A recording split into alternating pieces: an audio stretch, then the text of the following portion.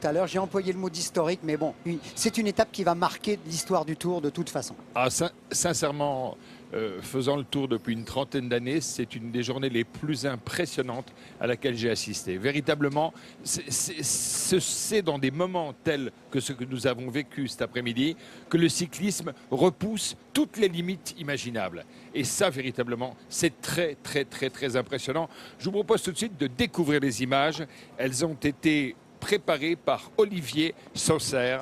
Et nous sommes donc en Belgique pour le départ de cette étape à Ypres, qui fut un des hauts lieux, bien sûr, durant le XXe siècle à l'occasion des guerres mondiales. Il y a un mémorial, un immense mémorial qui se trouve dans cette ville. Il y avait aussi le roi des Belges qui était venu ce matin pour assister au départ et honorer de sa présence le Tour de France.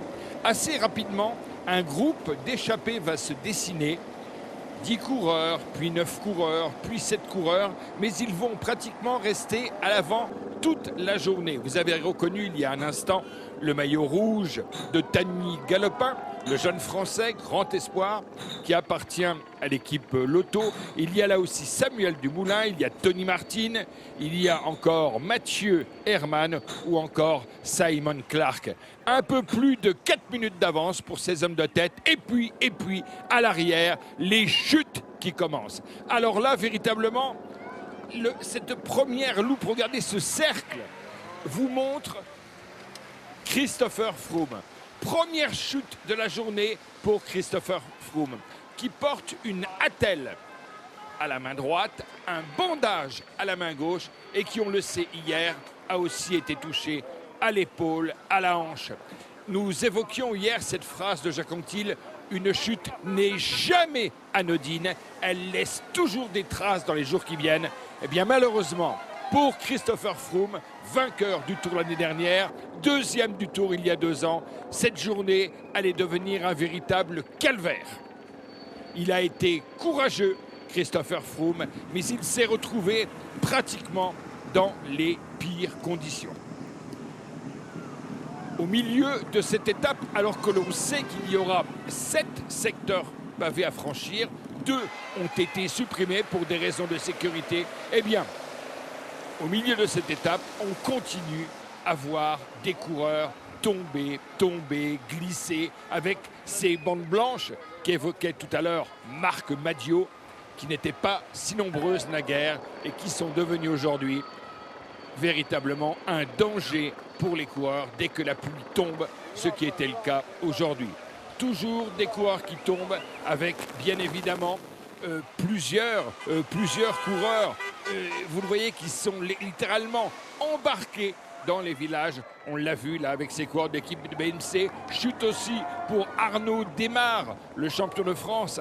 Arnaud Démare qui va être décroché, qui va intégrer ce que l'on appelle un gruppetto, c'est-à-dire des coureurs attardés qui se rassemblent, qui terminent ensemble pour rentrer bien sûr sur le lieu d'arrivée dans les délais annoncés par les commissaires. Et puis, la deuxième chute de la journée pour Christopher Froome.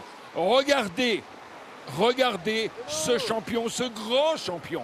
Il est complètement désarticulé. On voit qu'il a du mal à bouger son bras droit, du mal à marcher. Il n'en peut plus, il souffre et il va prendre sagement, avec les gens de l'encadrement de l'équipe Sky qui sont près de lui, il va prendre sagement la décision d'arrêter, de quitter le Tour de France. Pour celui qui porte le numéro 1, pour celui qui est le vainqueur sortant, c'est probablement la pire désillusion en tant que champion. Mais malheureusement, il n'y avait rien d'autre à faire. Christopher Froome va intégrer cette voiture de son équipe, la voiture de son équipe, et tourner le dos au Tour de France. C'est bien sûr l'événement, le premier grand événement de la journée, mais ce n'est pas fini. Car sur ces pavés qui sont mouillés, qui sont glissants, même s'il y a eu un gros travail des services techniques départementaux qui ont nettoyé plusieurs endroits, eh bien, sur ces secteurs pavés, il va y avoir tout d'abord un très gros travail, vous le voyez là à l'écran avec Trentin, des coéquipiers de Alberto Contador, car Alberto Contador va se retrouver très vite en position fragile. Et c'est là que nous allons voir apparaître un garçon qui n'a jamais couru sur les pavés, mais qui va réaliser un numéro formidable. C'est bien sûr Vincenzo Nibali, l'Italien. Ah, qu'il était beau, Nibali, cet après-midi. Les Italiens, depuis Moser, depuis Gimondi, ne venaient plus sur les pavés. Ils ne brillaient plus sur les pavés. Ici, au sprint intermédiaire, Vestra, qui remportait les points, alors que dans la voiture de la Sky, on retrouve Christopher Froome. Eh bien, Vincenzo Nibali va être l'homme de cette deuxième partie d'étape. Christopher Froome a été le héros malheureux de la première partie. Vincenzo Nibali va être le héros conquérant de la deuxième partie de cette étape. Il va bénéficier d'un énorme travail de Löfstra, son équipier que l'on fait décrocher du groupe de tête. Il y a aussi Jakob Fuglsang qui va se retrouver avec lui. Et derrière, eh bien, les coureurs de l'équipe Saxo Tinkoff, c'est-à-dire les coéquipiers d'Alberto Contador, va effectuer un énorme travail. Regardez Nibali qui rameute les troupes, lui qui disait n'avoir jamais couru sur des pavés, ne pas être, ce qui était vrai, venu reconnaître cette étape.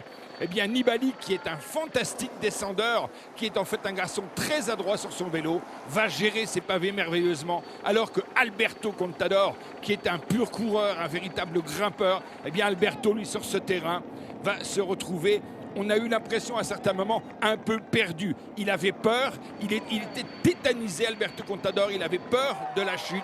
Et pendant ce temps-là, songez que l'étape a été courue à plus de 47 km/h de moyenne, ce qui est bien sûr impressionnant, même si le vent, c'est vrai, était 3/4 d'eau favorable. Toujours ces secteurs pavés. Tous les ans, le Tour de France n'est pas sur les secteurs pavés, mais que de temps en temps, dans le dessin du Tour de France, une étape comme celle d'aujourd'hui soit prévue. Alors que là, Nibali, vous le voyez, lui qui est si adroit, dans ce virage à droite, il a failli se faire embarquer, il a failli toucher le mur. On le voit, il repart très vite.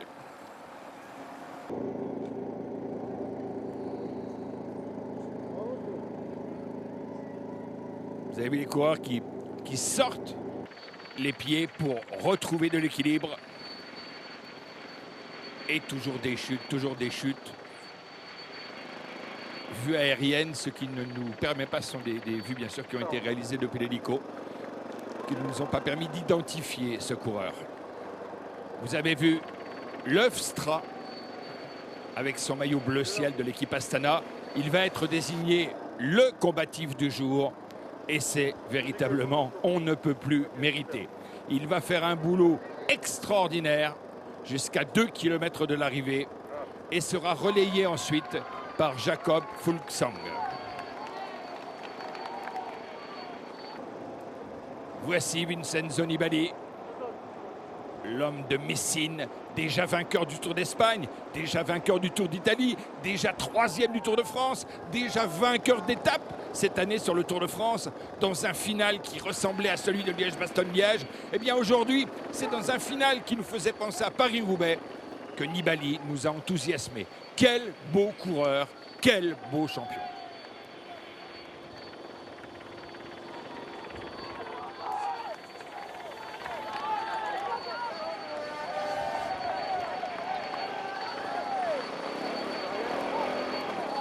Vincenzo Nibali, papa d'une petite fille depuis le mois de janvier dernier, qui n'a pas participé au Tour d'Italie cette année, qui a voulu se concentrer sur le Tour de France, qu'il rêve de gagner. Alors qu'Alberto Contador, lui, rêve de regagner le Tour de France. Mais il savait, Alberto, que cette journée allait probablement être un cauchemar pour lui. Et il est évident que les conditions météo, avec cette pluie continue du départ à l'arrivée, les conditions météo ont encore durci la course et probablement encore accentué l'appréhension de coureurs comme Contador, qui déjà naturellement ont peur du pavé et qui, avec la pluie, imaginent que le pavé devient une patinoire, ce qui est souvent le cas. Nous approchons d'Arambert où sera disputée l'arrivée. Nous sommes dans les derniers secteurs pavés. À ce moment-là, le retard d'Alberto Contador par rapport à Vincenzo Nibali est déjà supérieur à 2 minutes, ce qui est bien sûr extrêmement important pour la suite de ce Tour de France. Nibali, regardez-le, jamais avare d'effort, toujours en relance. Voilà la fin du cauchemar. Nibali qui est là avec Jakob Fuglsang, alors que devant, eh bien devant par un spécialiste des terrains difficiles, c'est bien sûr Lars Boom, le Hollandais, qui est en train de préparer son attaque et qui la réalise. Il a été notamment champion du monde de cyclocross. C'est un excellent coureur, Lars Boom. Et il va partir tout seul. Alors que, vous le voyez, Alberto, c'est difficile. Pour Lars Boom, Arenberg sera synonyme de victoire d'étape dans le Tour. Et je le répète, compte tenu des qualités spécifiques de ce coureur, champion du monde de cyclocross, ce n'est finalement pas une surprise. Lars Boom est le grand vainqueur de l'étape. Vincenzo Nibali relègue ce soir Alberto Contador à plus de 2 minutes au général, ce qui n'est pas rien. Et Peter Sagan, lui, engrange des points pour le classement par points du maillot vert. Une sacrée étape qui restera à coup sûr dans les mémoires. Regardez ici Alberto qui termine. Et ce soir, en s'allongeant dans son lit, je suis sûr qu'Alberto Contador va voir au-dessus de sa tête des pavés défiler en se disant plus jamais, plus jamais, plus jamais. Voici Lars Boom qui donne à l'équipe Benkin qui va arrêter son activité en fin de saison. Il leur donne une belle victoire d'étape. Peut-être que cela contribuera à aider son manager qui cherche un repreneur. Nibali, plus que jamais maillot jaune. Voici le classement de l'étape. Un Fuglsang, qui est un formidable coureur, ce Fuglsang. Nibali, Sagan. Le classement général provisoire. Nibali, Fuglsang encore. Il faut noter que le Français Raymond Bardet est maintenant 11e du classement général. Alberto Contador est un peu plus loin, aux alentours de la 20e place, à je crois 2 minutes 30 quelque chose.